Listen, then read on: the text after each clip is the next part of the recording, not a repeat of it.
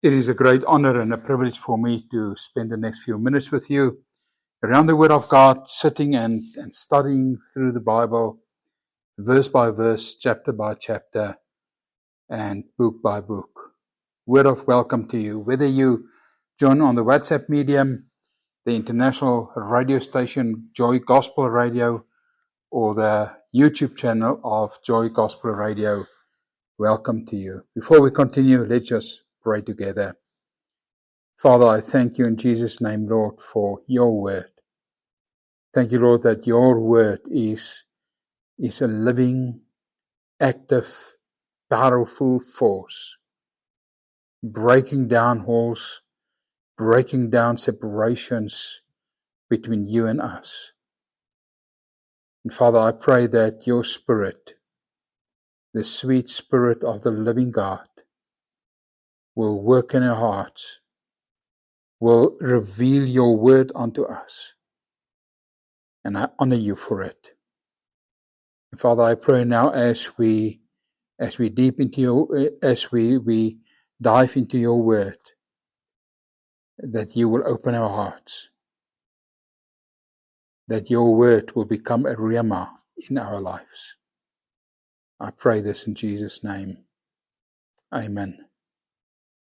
My friends, today I want to share with you something that I've ministered on several times, and is still a very favorable topic to me, and that is found in Hebrews 11 verse 3.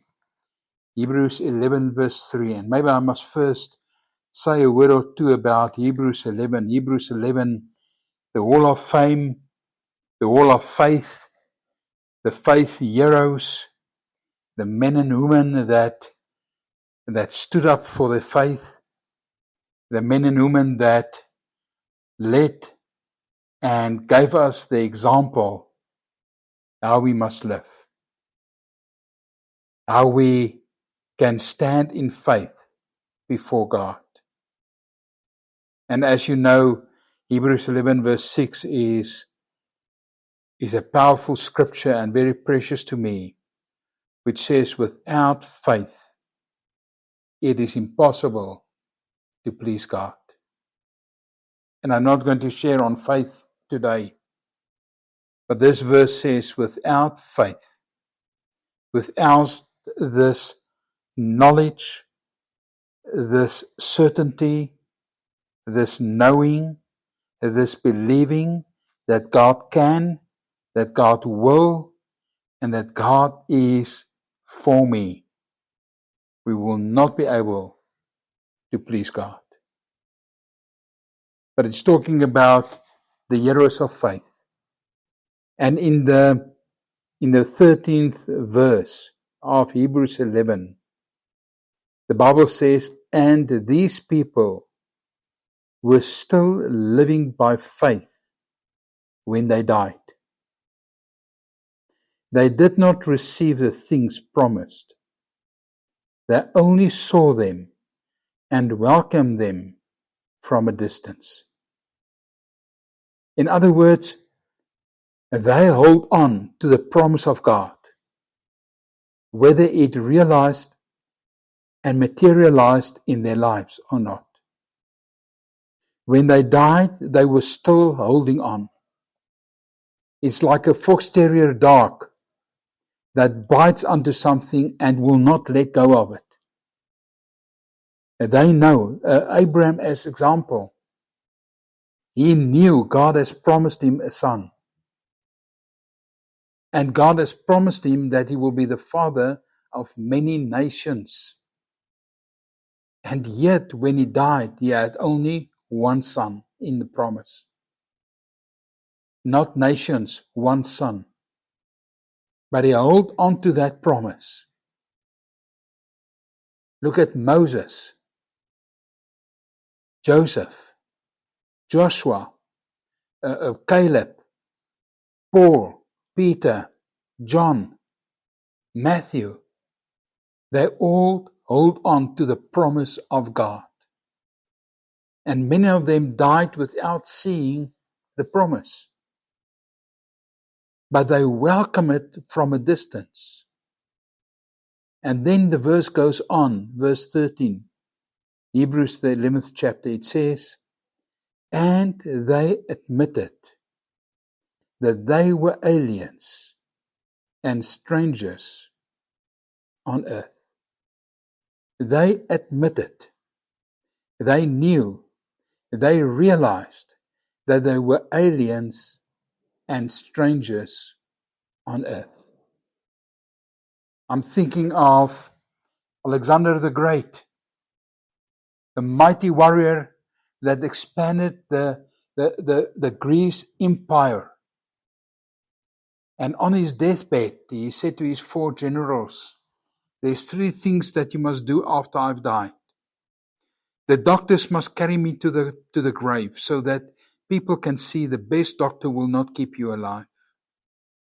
My hands must be outside of my coffin, must be visible outside of the coffin, and my gold and treasures and money must be scattered on the road to the grave, so that people can see that I take nothing with me, and that no wealth can take you to heaven. You see, these men and women mentioned in Hebrews 11 knew they were aliens and strangers on earth. I'm thinking again, and I've shared it a few weeks ago, John Wesley, Pastor John Wesley, the founder of the Methodist Church, a great man of God. He rode thousands and thousands of kilometers on horseback to preach thousands of sermons.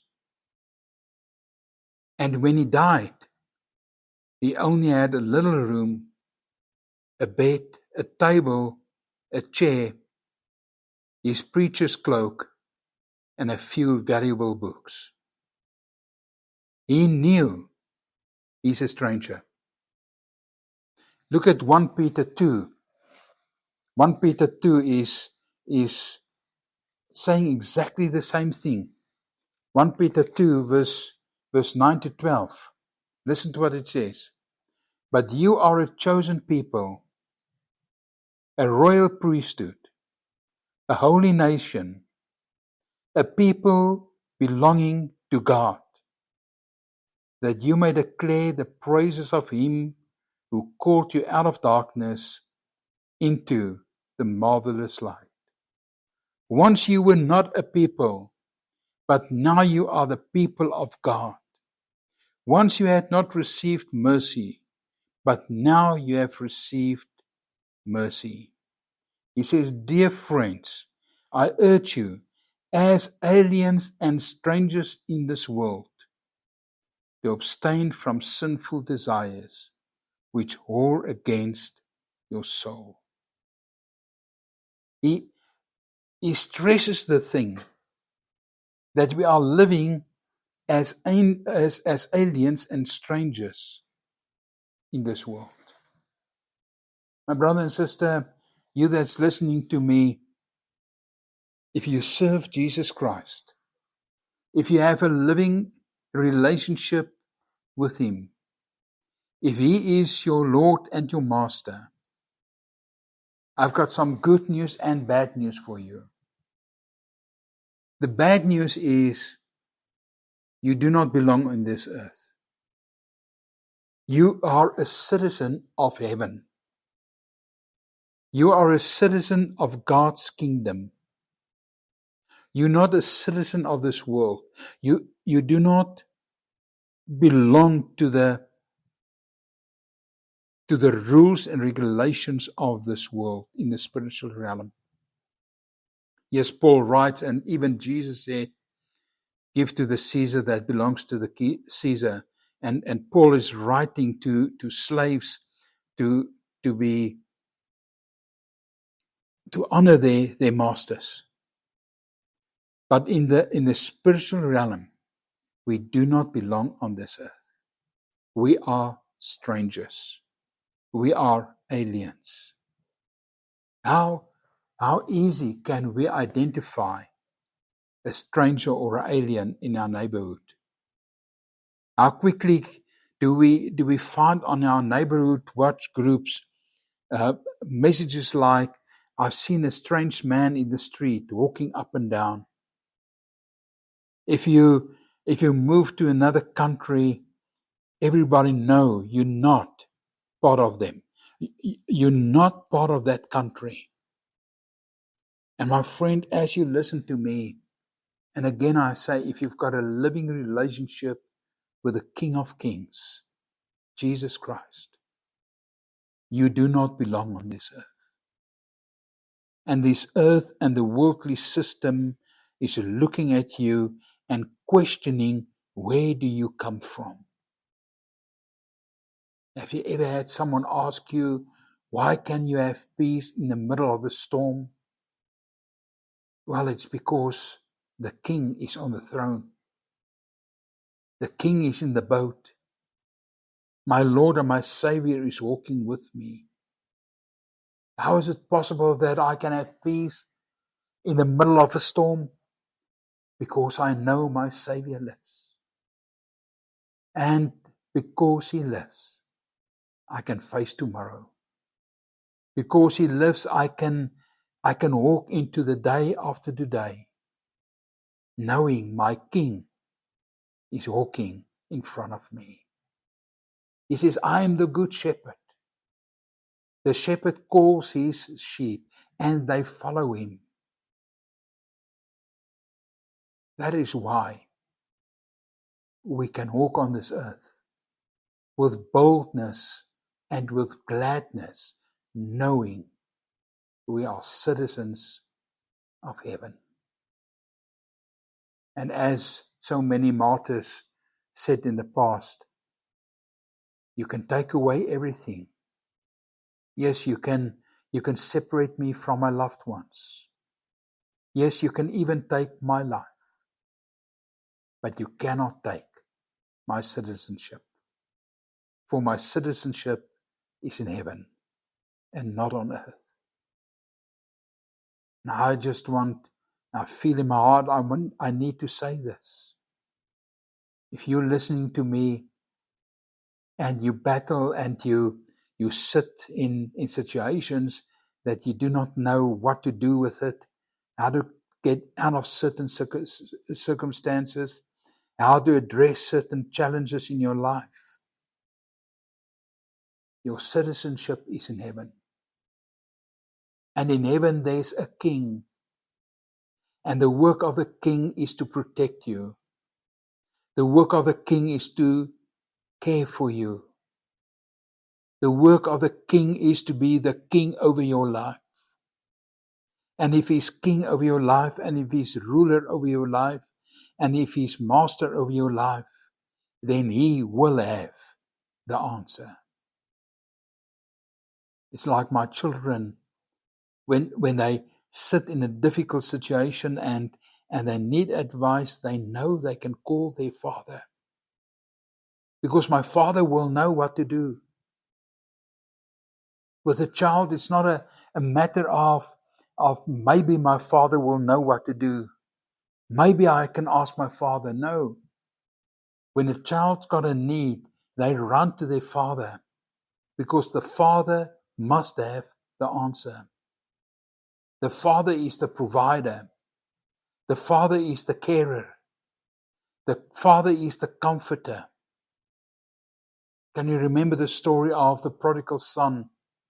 When he realized he's sitting in the pig, amongst the pigs, and he's eating the food being thrown out for the pigs. He realized, in my father's house.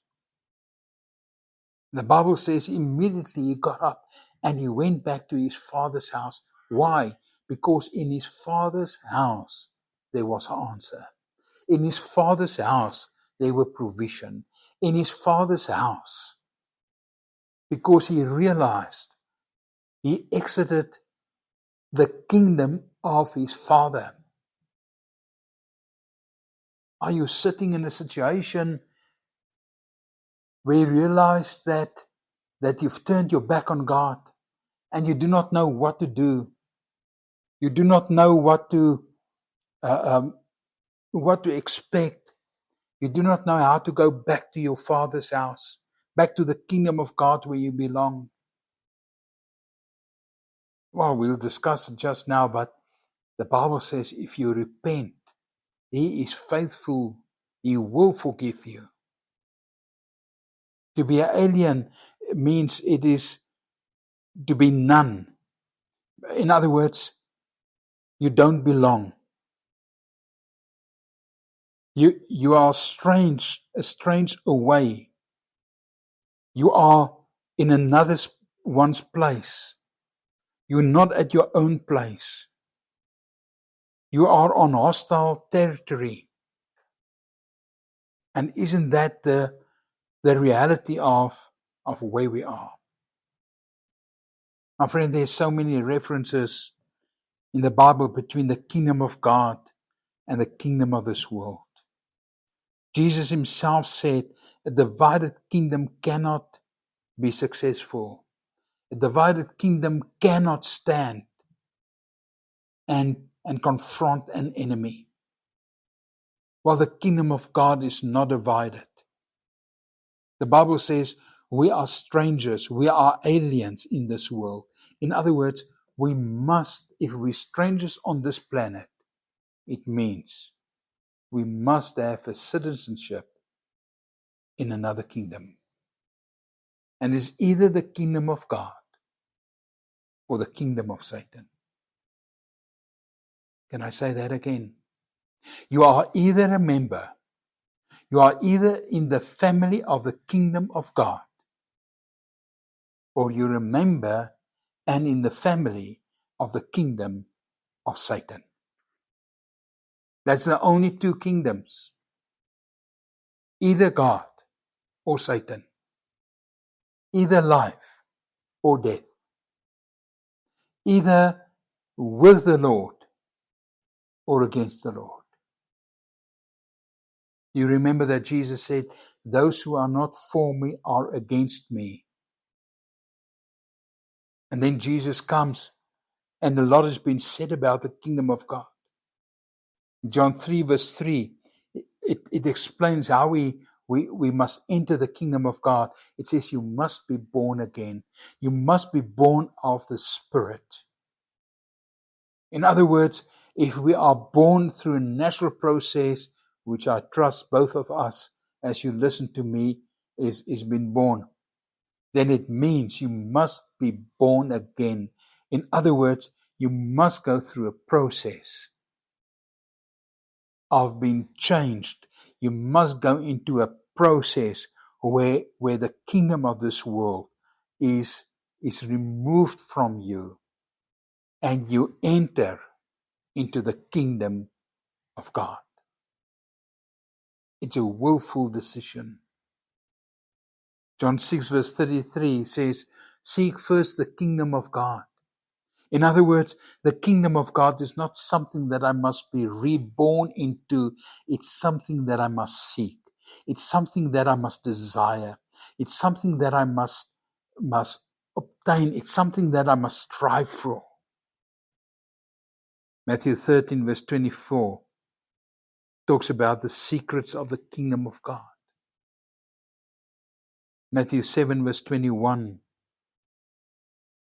Jesus says, not everyone that says to me, Lord, Lord, will enter my kingdom, but he that does the will of my Father. In other words, to enter into the kingdom means I must do God's will. And God's will is for us to be saved. God's will for us is to turn our backs on the kingdom of this world.